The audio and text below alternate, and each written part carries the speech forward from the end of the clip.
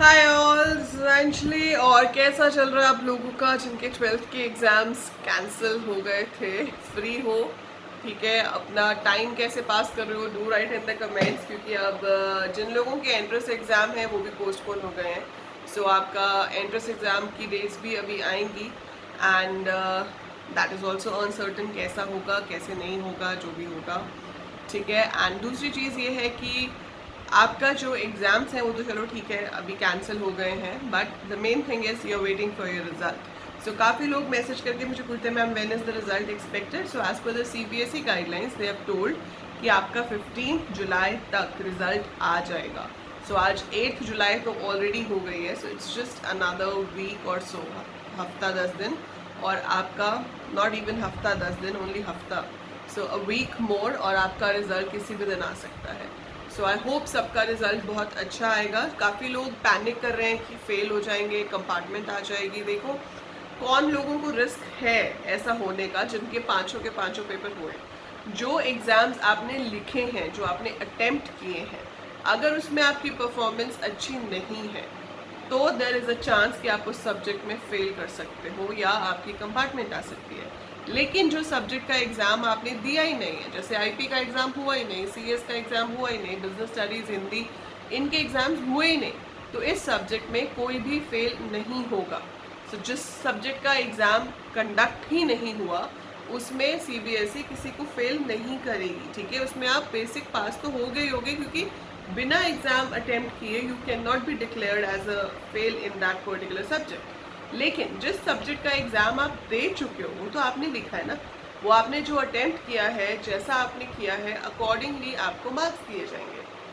But yes, उसमें एक good news ये है कि मार्किंग जो है वो लीनियंट की गई है।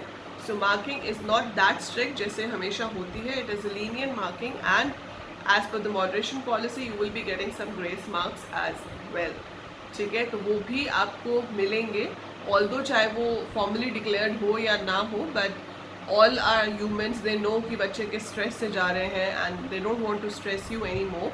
सो CBSE या HRD बिल्कुल नहीं चाहती कि हमारे देश का यूथ, हमारे स्टूडेंट्स और ज़्यादा स्ट्रेस में जाएं, because you are already stressed. अभी कुछ नहीं पता है कि एंट्रेंस कैसे होगा, देन आपकी एडमिशन्स कैसे होंगी, एडमिशन्स हो भी गई तो कॉलेज में पढ़ाई कैसे होगी।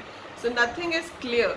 So since nothing is clear, हम लोग पहले से ही बहुत स्ट्रेस्ड आउट हैं, और अभी सबका फोकस यही है कि स्ट्रेस को जितना कम किया जाए उतना आपकी जनरेशन के लिए अच्छा है, उतना young generation, because people are getting frustrated now. It's been 4 months और कुछ नहीं दिख रहा है कि ये कब तक चलेगा, कब तक ऐसे ही रहेगा, क्या होगा, वी आर नॉट क्लियर।